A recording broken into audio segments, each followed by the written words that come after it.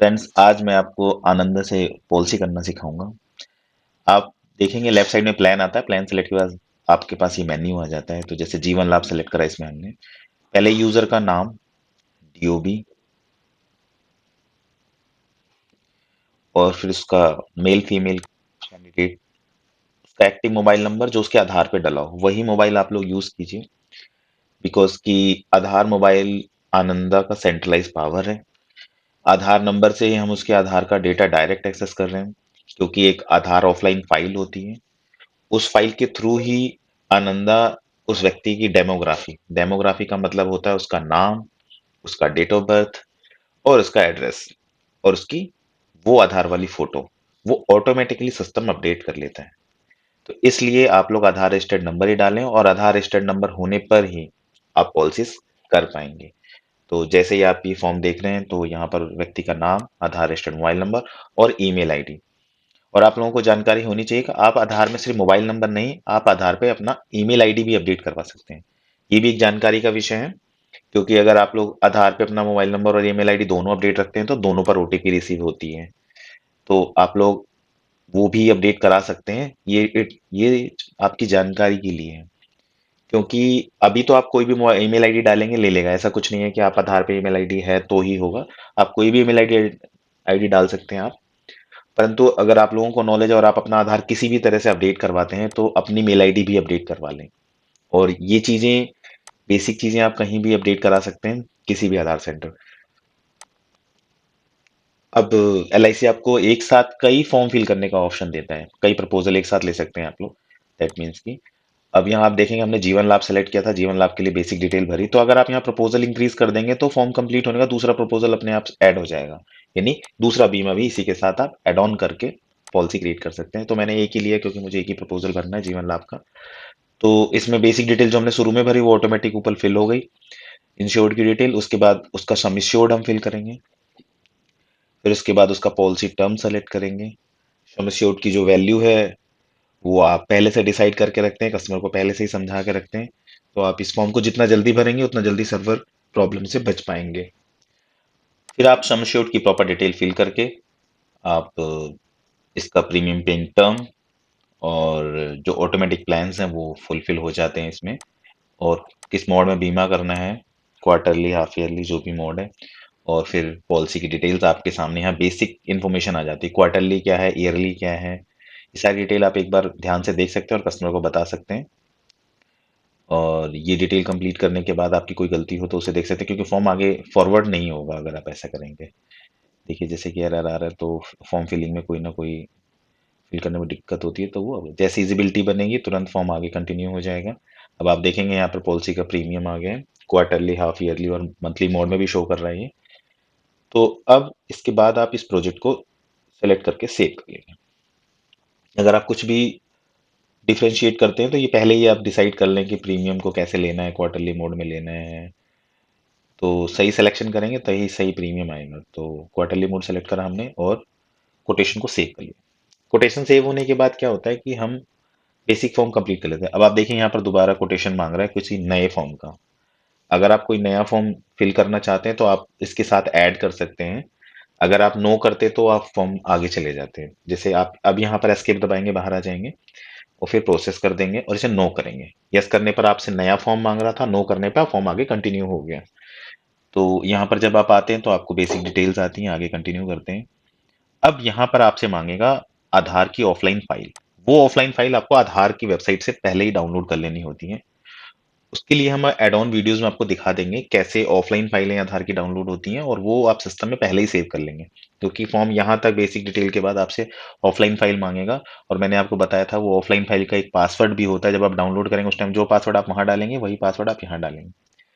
जैसे ही आप offline file को अपलोड करेंगे, आप अभी देखेंगे कि ये जैसे हमने पहले से सेव कर रखा था, तो हम यहाँ पर वो ऑफलाइन फाइल अपलोड करेंगे तो इनकी basic detail demography auto fill हो जाएगी इस फॉर्म में। देखिए ये केवाईसी सक्सेसफुल हो गई, प्रोसेस करा तो देखिए फोटो आ गई उस पर्सन की और नाम डिटेल आ गया। अब फादर नेम और मदर नेम फिल करेंगे। एड्रेस वगैरह अपने आप फिल हो जाता है बिकॉज कि वो आधार से डेमोग्राफी उठा लेता है। तो वहां से वो प्रोसेस पूरा हो जाता है। अब जो भी डिटेल आप भरें कस्टमर से एकदम क्लियर कर लें और आधार से वेरीफाई कर लें फादर या मदर का नेम, ताकि सही इन्फॉर्मेशन फॉर्म पे भरी जा सके और एलआईसी में सही डेटा फीडबैक पे जाए। अब मदर नेम डालेंगे। मदर नेम डालने के बाद बाकी डिटेल्स आप लोगों ने देखा, जो आपने mobile number email ID fill करी थी वो पहले से फिल है। मैरिड स्टेटस दोबारा फुलफिल करा रहा है। और फिर उसके बाद अगर आप इनकम टैक्स पे करते हैं तो अपने टैक्सेबल सिस्टम के अकॉर्डिंग इसका सिलेक्शन करें कि क्या टैक्स आप पे करते हैं। तो जैसे ये टैक्स नहीं पे करते, टैक्सेबल स्लेब में नहीं आते, तो नहीं डाला है। यहाँ पर आपको पैन नंबर डालना है। ये पैन नंबर एकदम वेरीफाइड होता है। जो भी आप पैन नंबर डालते हैं वो नाम से वेरिफिकेशन करेगा। अगर आपने पैन नंबर डाला और आपका पैन का डिटेल्स आपके आधार डिटेल से मैच नहीं करता या यहाँ फिल डेटा से मैच नहीं करेगा, तो सिस्टम ये ऑटोमेटिक वेरीफाई कर लेगा यहीं पर और आपका फॉर्म यहीं रुक जाएगा। तो आप पहले ही, क्योंकि डॉक्यूमेंटेशन करना ही एलआईसी एजेंट का काम होता है, तो आप पहले ही आधार, पैन की स्पेलिंग, डीओबी ये मैच रखें, ताकि फॉर्म बीच में इंटरप्ट ना हो और आप लोगों को दिक्कत ना हो। फिर ये फॉर्म आगे कंटिन्यू करेंगे। अगर कोई जीएसटी यूजर है तो आप जीएसटी फिलिंग्स का डेटा डाल सकते हैं यहाँ पर। उसके बाद आप देखेंगे कुछ डेटा अपने आप ऑटो फिल्ड है, क्योंकि वो डेमोग्राफी उसी ऑफलाइन फाइल से डाउनलोड हो गई है, वहां पर हमने फिल कर दी है। अब यहाँ पर ऑक्यूपेशन डालना है, ये व्यक्ति क्या करते हैं। जैसा भी आप लोगों ने अब तक अपना बेसिक फॉर्म फिल करते हैं, वैसे फॉर्म में यहाँ अपडेट कर देना है। जैसे यहाँ अगर नॉन टैक्सेबल बंदा है या नॉन टैक्सेबल यूजर है जो प्रपोजल फिल करवा रहा है, तो self employ without tax select कर लेंगे। अगर टैक्सेबल है तो सेल्फ एम्प्लॉय विद टैक्स। उसके बाद वो सेल्फ एम्प्लॉय करता है काम, उसकी एजुकेशनल क्वालिफिकेशन आइडेंटिफाई कर लेंगे। एजुकेशनल क्वालिफिकेशन जो भी उसकी फुलफिल हो यहाँ पर इस लिस्ट से, वो आप सेलेक्ट कर लें। अपनी मर्जी से आप टाइप नहीं कर पाएंगे, जो लिस्टेड डेटा, इन्हीं लिस्टेड डेटा में से आपको सिलेक्ट। जैसे कुछ लोग अनपढ़ होते हैं तो इलिटरेट का भी ऑप्शन है, और जो लोग जैसे 8वीं पास है, 9वीं पास है, जो स्टैंडर्ड है वो आप सेलेक्ट कर सकते हैं। उसके बाद आप यहाँ पर इनकम डाल देंगे, जो इनकम यूजर की हो। जो यूजर आपको अपडेट कराता है वो इनकम आप डालेंगे एकदम सही। उसके बाद यहाँ पर आपसे पूछता है कि आपके पास कोई प्रीवियस पॉलिसी है। अगर वो है तो उसका डेटाबेस आपको अपडेट करना होता है। अगर नहीं है तो आप वो टिक मार्क लगा देंगे, तो वो आपसे पॉलिसी नंबर्स वगैरह नहीं मांगेगा। यहाँ पर फैमिली हिस्ट्री फिल करनी है, फादर मदर, अगर शादी हो गई है तो वाइफ, और अपने बच्चों की डिटेल आप यहाँ फिल कर सकते हैं। उनकी लाइव स्टेटस फिल करनी होती है, मतलब लिविंग है तो कितने एज है इस समय उनकी, और स्टेटस में कंडीशन किसी तरह की किसी बीमारी से तो नहीं जूझ रहे हैं। तो अगर ऐसा है तो आप उसकी सही इन्फॉर्मेशन यहाँ फिल करें। आप देखेंगे कि ये आधार की वेबसाइट है, इससे ही ऑफलाइन फाइल डाउनलोड होती है। जैसे कि वो ऑफलाइन फाइल डाउनलोड होने का पेज है ये। और आप ये आधार की साइट खोल लें, इससे ये भी फायदा होता है कि उसकी सही इन्फॉर्मेशन, लास्ट टाइम उसने आधार में क्या अपडेट करा है वो आप यहाँ देख सकते हो। जैसे मैं यहाँ पर उनका नेम और डीओबी मैच कर रहा हूँ, तो इसलिए मैंने यहाँ पर इनकी फाइल में ही देख लिया। उसके बाद आप डिटेल एक बार वेरीफाई कर लें अपने हिसाब से, कोई पेंडेंसी फॉर्म ना हो। और उसके बाद इनकी लिविंग डिटेल्स, जो भी घर में लोग लाइव हैं और उस टाइम उनकी एज क्या है, वो आइडेंटिफाइड एज यहाँ पर आप डाल दें। और किसी भी तरह से कोई गलती ना हो। जैसे देखिए स्पाउस डिटेल होती है, स्पाउस डिटेल में आप अपने वाइफ का नाम डिटेल डालते हैं। उसके बाद आपके बच्चों की डिटेल्स डलेंगी, अगर बच्चे हैं तो डालिए, नहीं तो कोई बात नहीं। राइट में ऐड मेंबर का कॉलम आता रहता है, जैसे जैसे आप ऐड करते रहेंगे कॉलम इंक्रीज होता रहेगा। तो यहाँ उसके अकॉर्डिंग आप इसे अपडेट कर दें। यहाँ पर उनका नाम नहीं होता, सिर्फ उनकी लिविंग स्टेटस। इस प्रकार से आप ये फॉर्म कंप्लीट करते हैं, जिसमें आपकी फैमिली हिस्ट्री होती है। ये फॉर्म कंप्लीट होने के बाद आप फॉर्म को आगे ले चलेंगे। जैसे कि मैं जल्दी जल्दी इस फॉर्म को कंप्लीट कर रहा हूँ, आप लोगों को समझने में भी आसानी हो रही होगी। आप लोग किसी भी तरह की कोई इन्फॉर्मेशन का प्रॉब्लम होती है तो आप मुझे स्क्रीन पे दिए नंबर्स पे मैसेज करिए पहले व्हाट्सएप पे, और फिर उसके अकॉर्डिंग हम आपसे डायरेक्ट कंसल्ट कर देंगे और आपकी हेल्प भी कर देंगे। यहाँ पर आप अपना बैंक का आईएफएससी कोड जो आपके पासबुक पर मेंशन हो वो डालिएगा, और अकाउंट नंबर डालिएगा। बैंक डिटेल डालने के बाद आप इसे वेरीफाई कर पाएंगे। उसके बाद आप देखेंगे यहाँ पर मेडिकल हिस्ट्री होती है, फिर आपका जो है हेल्थ का स्टेटस होता है, जिसमें आपकी हाइट होती है। आप लोगों को प्रॉब्लम होती है कई बार हाइट की डिटेल निकालने में, फीट्स में हाइट लोग बताते हैं और सेंटीमीटर चाहिए। तो नेट है, आप नए टैब में आप ये सर्च कर सकते हैं गूगल पे फीट्स को सेंटीमीटर में कन्वर्ट करने के लिए। यहाँ मैंने कन्वर्ट किया, देखिए 167 पॉइंट समथिंग था, तो हमने यहाँ पर 168 7 मेंशन कर दिया। और जो उनका एक्चुअल वेट है वो मेंशन कर दिया जो कस्टमर को पता है। उसके बाद उनका प्रीमियम इंश्योरेंस के बेनिफिट्स वगैरह हैं जो हम उन्हें बता देते हैं। हैबिटेट्स होती हैं कुछ, इसमें वो किसी तरह का अल्कोहल या डिटेल्स ना लेता हो उसकी इन्फॉर्मेशन अपडेट होती है, क्योंकि अल्कोहल और किसी तरह का नशा करने वाला व्यक्ति पॉलिसी नहीं ले सकता जो एलआईसी के अकॉर्डिंग मेंशन्ड होता है। इसके बाद हम अकाउंट डिटेल फिल करेंगे। उसके बाद अकॉर्डिंग टू कस्टमर जो उसका आईएफसी कोड है और जो उसकी बैंक डिटेल है वो मेंशन करेंगे। सेविंग अकाउंट है, करंट अकाउंट है, वैसे सेविंग अकाउंट देना होता है आपको पॉलिसी कराते समय, और सेविंग अकाउंट ही आप कस्टमर से लें और उसी अकाउंट से आप फ्यूचर में डेबिट्स भी लगवा सकते हैं। और किसी तरह का रिफंड एलआईसी से मिलता है तो आपको उसी अकाउंट में रिफंड ऑटोमेटिकली मिल जाएगा। तो यहाँ पर प्रॉपर डिटेल आप अपडेट करें। यहाँ हैबिटेट्स वगैरह कस्टमर को पढ़ के बता दें, सारे हैबिटेट्स आपको प्रॉपर रखने होते हैं। कस्टमर की पर्सनल हिस्ट्री होती है, किसी भी तरह के रॉन्ग इन्फॉर्मेशन आप ना फिल करें। जो भी फिल करें आप पेपर वर्क के अकॉर्डिंग फिल करें, क्योंकि पेपर पे जो मेंशन होता है वही कस्टमर का एक्चुअल डेटा होता है। तो वो कस्टमर से पूछकर आईएफसी कोड डिटेल आप अपडेट करके आगे आप ले चलेंगे तो आगे फॉर्म चला जाएगा। फॉर्म देखेंगे आप, आपके सामने फॉर्म कंटिन्यू हो गया। अब फाइनली आपसे बाकी डिटेल मांगता है। ये डिटेल जो हमने फिल कर दी वो देखते हैं, फिल करने के बाद फेड हो जाती है। फेड इसलिए हो जाती है कि वो फॉर्म कंप्लीट हो गया। अब जो एक्टिव फॉर्म दिखेगा आपको, जो हाईलाइट एरिया है उन्हीं एरिया को फिल करना होता है। तो आप देखेंगे पूरा फॉर्म स्क्रॉल करके मैं दिखाया। अब हम नॉमिनी की डिटेल फिल करेंगे अकॉर्डिंग टू कस्टमर जो नॉमिनी वो बनाता है। कोशिश रहे कि नॉमिनी के आधार कार्ड की डिटेल्स आपके पास हों और आधार से सही स्पेलिंग, एज, और यहाँ आप देखेंगे राइट हैंड में आ रहा है कि कितना शेयर नॉमिनी को देना है। आप 3 नॉमिनी ऐड कर सकते हो ऑनलाइन और इन तीनों नॉमिनी को शेयर दे सकते हो। जैसे अब एक नॉमिनी है तो 100% शेयर एक ही नॉमिनी को मिलेगा। बट अगर आप 3 या 2 नॉमिनी बनाते हैं तो 50-50% या 32-33% के अकॉर्डिंग आप उस शेयर को डिवाइड कर सकते हैं। फ्यूचर में कभी पॉलिसी मिलती है पॉलिसी होल्डर के ना होने पे तो ये automatically divided check data LIC बना देगी जो यहाँ हम मेंशन करेंगे। इसलिए जो भी डिटेल हम मेंशन करें एकदम सही मेंशन करें। और यहाँ पर उस नॉमिनी पर्सन अगर वो 18 साल से ज़्यादा है तो ही नॉमिनी बन रहा होता है। तो वहाँ पर उसका मोबाइल नंबर देना होता है और ईमेल आईडी, फिर उसके बाद उसकी बैंक डिटेल्स देनी होती है। तो ये फिल करना अनिवार्य है और इसे फिल करने से फ्यूचर में एलआईसी को कोई प्रॉब्लम नहीं होती नॉमिनी को आइडेंटिफाई करने पे, नॉमिनी को उसके वैल्यू देने पे। तो आप देखेंगे यहाँ ईमेल आईडी और मोबाइल नंबर डाल दिया है। आप ईमेल आईडी एक ही यूज़ कर सकते हैं दोनों जगह, कोई ऐसा इशू नहीं है कि घर में कई लोग एक ही मेल आईडी अलग अलग फ़ोनों में चला रहे होते हैं, तो इससे कोई इशू नहीं है। उसके बाद नॉमिनी की बैंक डिटेल फिल करनी होती है। जो बैंक डिटेल नॉमिनी के पास हो वो आप फिल कर दीजिए, जो आपका कस्टमर आपको देता है योर पेपर के अकॉर्डिंग। आप बिना डिटेल के भी सेव कर सकते हैं, बट आप जरूर डिटेल्स को डालें। देखिए मैं फिर डिटेल कैसे एडिट करते हैं ये मैं बता देता हूँ। स्क्रॉल होने के बाद हम डिटेल्स को दोबारा एडिट करेंगे। देखिए नॉमिनी की डिटेल के आगे पैन की डिटेल है। अभी फिलहाल ये रिस्क कवर का मैटर था तो रिस्क कवर हम फिल कर दे रहे हैं। टैक्स ब्रैकेट में अगर व्यक्ति आता है तो आप उसे टैक्स ब्रैकेट डालें, जो उसका टैक्स ब्रैकेट उसके टैक्सेबल इनकम टैक्स डेटा में फिल होता है। तो ये नॉन टैक्सेबल व्यक्ति था इसलिए 0% टैक्स है। आगे देखेंगे किसी प्रकार का लोन अनसिक्योर्ड लोन चलता है तो वो उसे आप आइडेंटिफाई करा दें। और देखिए मैंने फिर दोबारा एडिट, वो जो पेन बनाया है नॉमिनी के आगे वहां से आप एडिट कर सकते हो फॉर्म को, क्योंकि जब तक फॉर्म सबमिट नहीं होता पेमेंट गेटवे तक नहीं जाता तब तक आप फॉर्म खुद एडिट कर सकते हैं। अनदर फॉर्म अपलोड अपलोड हो जाएगा तो अपलोड होने के बाद इसे सिर्फ ब्रांच ही एडिट कर पाएगा। और फिर ब्रांच को थोड़ी प्रॉब्लम होती है क्योंकि फिर उसे जो ब्रांच के सीनियर्स होते हैं उन्हीं के लॉगिन से एडिट होते हैं। फिलहाल हम एकदम सही डिटेल डालेंगे तो ऐसी प्रॉब्लम आएगी नहीं और पॉलिसी नंबर जल्दी इशू हो जाएगा। अब आप यहाँ पर देखेंगे मैंने आईएफसी कोड बैंक डिटेल डाला है। जैसे आईएफसी फिल होता है फिर उसके बाद यहाँ पर बैंक का नेम डाल देना होता है। यहाँ पर हमने एक चीज़ देखी है एलआईसी की कि आईएफसी डालने के बाद ऑटोमेटिक बैंक डिटेल अपडेट नहीं हुई, जबकि नेफ्ट के डिटेल डालने पर आईएफसी डालने पर ऑटोमेटिक बैंक की डिटेल आ जाती थी। तो यहाँ हमें टाइप करना पड़ता है नॉमिनी वाले कॉलम में।